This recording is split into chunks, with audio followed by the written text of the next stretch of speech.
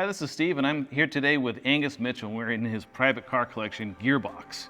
And what is Gearbox? Angus, I mean, it's beautiful. It's full of cars, and I love it. But can you tell me a little bit like why you started this? Oh yeah, absolutely. I mean, it's really simple. I mean, as a young kid, I had the Hot Wheels case and with all like the little slots. I think I then became a little older and began to get excited about car magazines. I think I was age 10 where I would sleep with car magazines underneath my pillow. I get that. And then I could always, there was a commercial where there was a kid and he was in his bedroom and he wouldn't even look outside and his buddy would be looking out the window and a car would drive by and he would say, 65 Mustang, Porsche, Lamborghini. And the kid's like, how do you do that? Just by hearing the roar of the motors. And that was just kind of who I was and how my passion kind of began. My dad loved cars, and of course my job as a teenager was to wash the cars. So I really kind of, had that appreciation of taking care of it, and then one day dreaming that I would actually own a car that would be a dream car. So as I got older and made some money and things began to work well for me, I found this awesome building. We built it out. It took 3.5 years to build.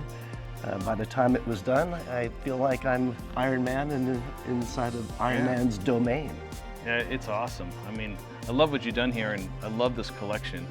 And you call it Gearbox. Yeah.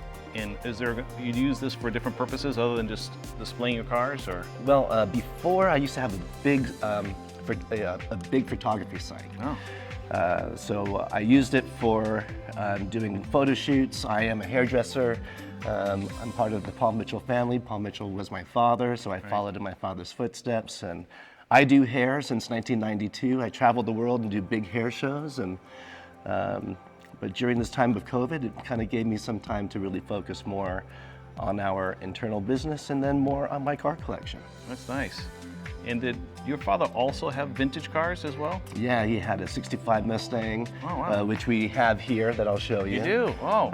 I just rebuilt it as a homage to my father. My father passed away in 1989. So followed in his footsteps in doing hair. But then also he had a 59 Cadillac, a 56 T-Bird.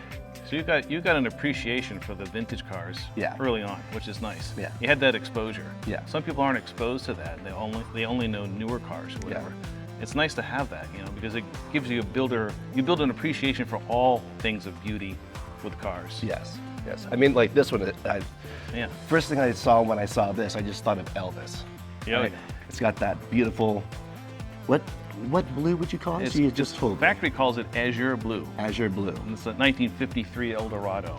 Nice. Which is my choice for the most desirable post-war Cadillac of all time. It's just the prettiest, it's exclusive. They only made one per dealership. Yeah. Something right around 500 cars. I don't know what the exact number is, but it's a low production, just a beautiful car. Yeah.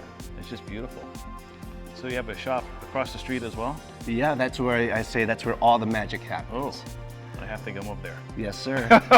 Yes, sir. But this is, we'll check that out, but this is just stunning. I just can't believe what you've done here.